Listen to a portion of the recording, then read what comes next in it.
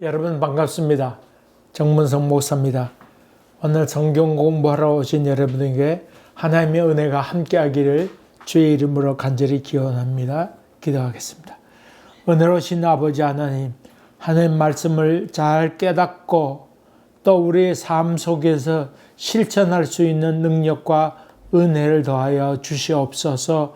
예수님 이름으로 기도하옵나이다. 아멘.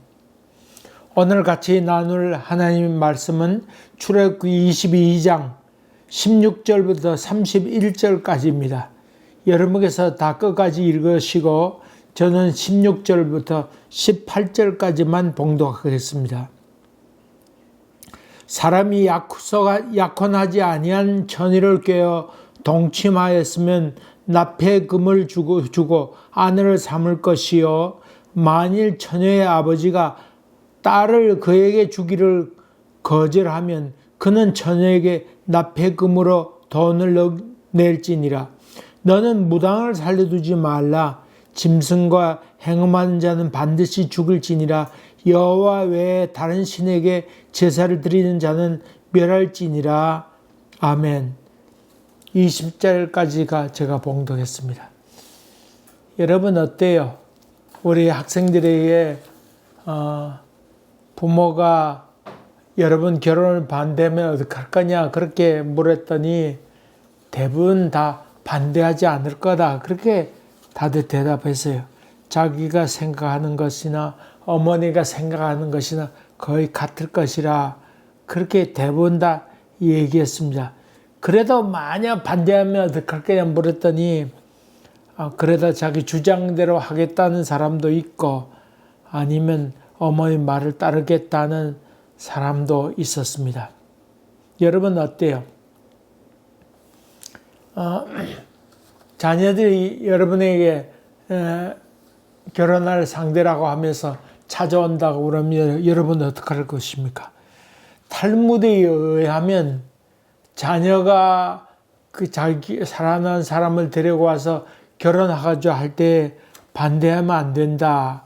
그렇게 얘기를 했습니다. 반대 못하도록 했습니다.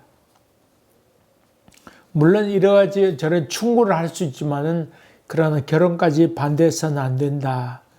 성경에서 부모를 공경하라는 말씀도 있잖아요. 그런데 자녀를 노엽게 하지 말라고 하는 말씀도 있습니다. 이 노엽게 하지 말라는 말 가운데 하나는 사랑하는 사람을 데려왔을 때 결혼하고자 할 때에 거기에 반대해서 자녀의 마음을 아프게 해서는 안 된다. 그런 말이기도 하죠. 만약 그렇게 반대했는데 자식이 나가서 그 자기 사랑하는 여자와 관계를 동침하게 돼서 임신하게 되면 어떻게 되죠? 그렇게 될 때 책임을 지고 결혼을 시켜야 됩니다. 오늘 말씀은 바로 그런 말씀입니다. 결혼하게 하도록 해라. 그런 말이죠. 만약에 그 아버지가 너 사이 못 들이겠다. 시아버지가 그런 얘기 하게 되면, 시아버지 아니죠. 그 딸의 장인인 셈이죠. 장인이 너 우리 사이로 안 되겠다. 그렇게 되면 그 정당한 돈을 지불하고 그것을 끝내도록 해라. 그렇게 얘기했습니다.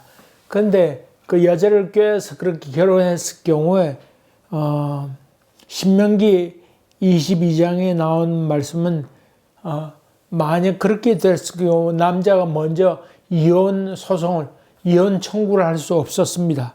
내가 그렇게 했으니 내가 끝까지 책임져야 된다. 그렇게 얘기하고 있죠. 그래서 신중하게 선택해서 끝까지 평생을 잘 지키도록 해라. 그렇게 얘기하고 있습니다. 근데 그 다음에 나오는 말 가운데 하나는 만약 그 여자가 약혼한 사람이다. 그렇게 한 남자가 있었다. 그러면 그것은 남자를 죽이라. 그렇게 얘기했죠. 다시 말하면 간음한 것과 같아. 그렇게 인정하라고 하는 말씀이죠. 함부로 하지 말라고 하는 말입니다. 이 성적인 문제는 그만큼 저들을 중요하게 여겼다고 하는 말이죠. 그 다음에 마술을 부린 자들은 죽이라 그렇게 얘기하고 있죠. 무당을 살려두지 말라 그런 말을 하고 있죠. 왜 그랬을까요? 무당 같은 사람, 마술 부르는 사람, 이런 사람은 사람의 영혼을 훔치는 그런 죄이지요. 사람은 연약해서 그런 말에 솔깃하고 하기 쉽습니다. 사무엘상 28장 보면 사울이 영매를 찾아가게 되지 무당을 찾아가야 됩니다. 자기가 옷을 변신해서 임금임에도 불구하고 옷을 변장해서 그 여자를 찾아가게 됩니다. 그 여자를 찾아가서 누구를 불러달라고 그러냐면 사무엘 불러달라고 그렇게 얘기하죠. 근데 여자 한 얘기가 난 그 일을 못합니다. 안 됩니다. 그렇게 했더니 내 생명이 위태합니다. 안 됩니다. 그렇게 얘기했지만 사울이 그렇게 간증하게 하게 되니까 하는 수 없이 불러 일으키게 되죠.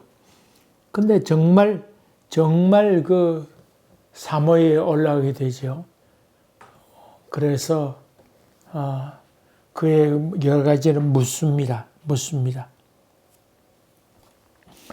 여러분, 근데 왜 사울이 사무엘 불러달라고 그랬을까요? 다시 말하면 영매에게 부탁해서 그와 대화하고 싶어 했을까요?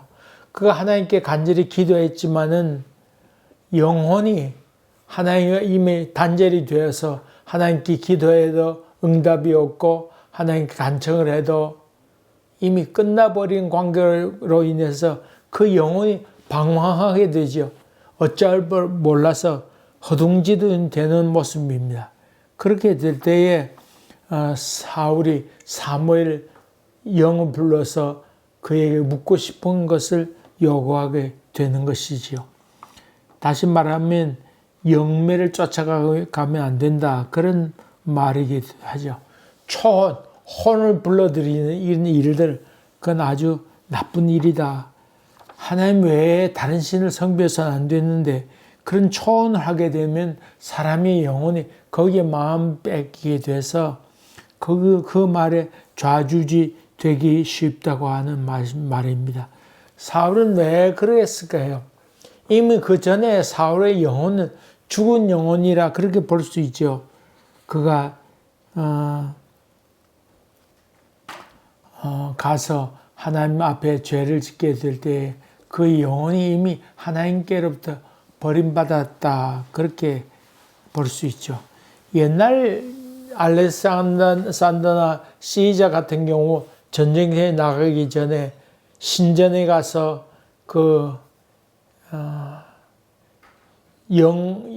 영매들의 얘기를 들었어요. 이 전쟁에 나가야 되냐 말아야 되냐 그렇게 물어서 그럼 나가라고 그렇게 하면 그 말에 따라 전쟁에 나가기도 했던 것이 옛날 전쟁의 그런 모습입니다. 하나님보다는 그런 말에 휩쓰이기 쉽지요. 그런 말하는 사람은 악한 영이 들어와서 속삭이기 쉽고 그걸 잘 하나님의 영과 악한 영의 구별이 쉽지 않다고 하는 것입니다. 그렇게 해서 거기에 마음 뺏기게 되고 혼이 흔들리게 된다고 하는 것입니다. 여러분 종종 오늘의 운세를 보는 그런 사람들 종종 보게 되죠. 또 화토짝을 놓고는 오늘 좋은 일이 생길까 안 생길까 그래 점을 치는 사람도 종종 있는데 그런 것들 다 자기 영혼을 하나님께 위탁하는 것이 아니고 거짓 영에 의해서 움직여가는 그런 사람의 모습이라 그렇게 볼 수 있죠. 그러니까 하나님 말씀보다 그런 것에 혼이 팔려서 걷지 말라 그렇게 얘기하는 것이죠. 여러분 중국집에 가면 포춘 쿠키 있잖아요. 음식 다 먹은 다음에 비스켓으로 된 포춘 쿠키 뜯으면 그 앞에 운세 같은 것이 나오는데 여러분이 그거 보십니까? 정말 그냥 재미로 보고 만다 그런 사람도 있는데 재미로라도 볼 것 없습니다. 그거 보지 마세요. 그거 괜히 그 마음 뺏기 쉬워요. 종종 뭐 거기 보니까 그때 갔다 어떤 연세 드신 분이 있는데 은퇴하신 분이셨습니다. 그분이 그 뜯어보니까 승진할 것이다. 그런 내용이 있었습니다. 그분이 이미 교수하던 분이시고 총장까지 학장까지 지나신 분이세. 그 다음에 승진한 것이 뭐가 있단 말입니까?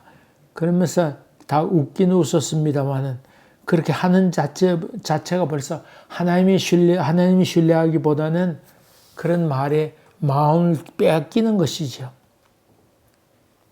그 다음에 고아와 과부를 괴롭히지 말라. 그러면서 너희가 옛날에 애굽 땅에 종되지 않았냐. 그것을 기억하고 저들을 불쌍히 여기라. 그렇게 얘기하고 있습니다. 여러분, 남편이 없으면 다 과부입니까? 남자가 먼저 일반적으로 죽죠. 그럼 여자 혼자 살게 되는 경우 많죠.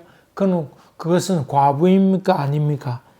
여기서 얘기하는 과부, 신약 성경에도 과부와 고아를 교회에서 돌보라 그런 얘기 나오는데 과부라고 하는 말은 자식이 없는, 남편 없을 뿐만 아니라 자식도 없는 경우를 이야기하고 있지요. 성경은 이것을 참과부라 그렇게 얘기하고 있는데, 만약 자식이 있으면 자식이 자기 어머니를 돌보는 것이 마땅한 일입니다.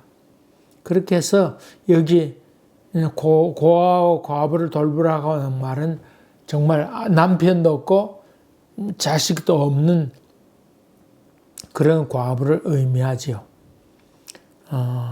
그럴 경우에는 너희들이 잘 돌봐주도록 하라. 그런 말을 하고 있습니다. 그 다음에 옷을 전당 잡히면 해가 지기 전에 돌려주어라. 그런 말을 하고 있죠. 이 이스라엘 지방에는 낮에는 햇빛이 내리쬐지만은 밤에 해가 지게 되면 너무 추워서 견디기가 어렵습니다. 그 이스라엘 사람들은 그 겉옷을 덮고 자기도 했습니다. 모포 같은 역할을 했죠. 그러니까 그 빨리 겉옷을 돌려주지 않으면 추워서 어떻게 잠들 수 있겠느냐. 밤새 추우니까 그래 떨지 않도록 하기 위해서 겉옷을 돌려주어라. 그렇게 이야기하고 있습니다. 마태복음 6장 40절 속옷을 달라고 하던 겉옷을 주며 그런 말이 있는데, 여러분 겉옷을 달라고 하던 속옷과 주라 그랬습니까? 어느 것이 먼저입니까? 속옷을 달라고 하던 겉옷까지 주라. 겉옷이 더욱더 중요했다고 하는 말씀이죠. 그러니까 참 겉옷을 담요 역할을 하니까 추위에 떨지 않도록 하기 위해서 그 해가 지기 전에 빨리 돌려주도록 해라. 그렇게 얘기하고 있죠. 그리고 맨 31절에 그런 얘기하고 있습니다.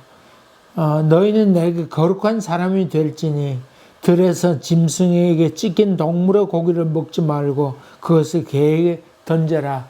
너는 거룩한 사람이다. 구별되는 사람이니까 먹는 것도 함부로 먹지 마라. 동물에게 찢긴 고기를 아깝다고 먹거나 그렇게 하지 마라. 그거 다 망령된 생각이다. 너는 거룩한 사람이 거룩한 음식을 먹도록 해라. 그렇게 얘기하고 있죠. 우리 삶의 목표가 무엇일까? 그렇게 묻는다고 하면 아마 거룩이라고 하는 말은 구별됐다 그런 뜻이죠.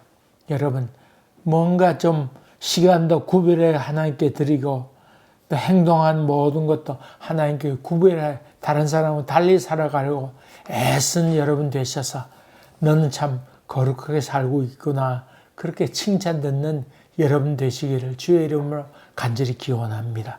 기도하겠습니다. 은혜로우신 아버지 하나님, 우리는 하나님 백성인 거로 거룩하게 살아갈 수 있도록 은혜와 힘을 더하여 주시옵시고 세상을 더 거룩하게 만들어가는 믿음의 일꾼들 다 되도록 도와주시옵소서. 예수님 이름으로 기도하옵나이다. 아멘. 감사합니다. 또 뵙겠습니다.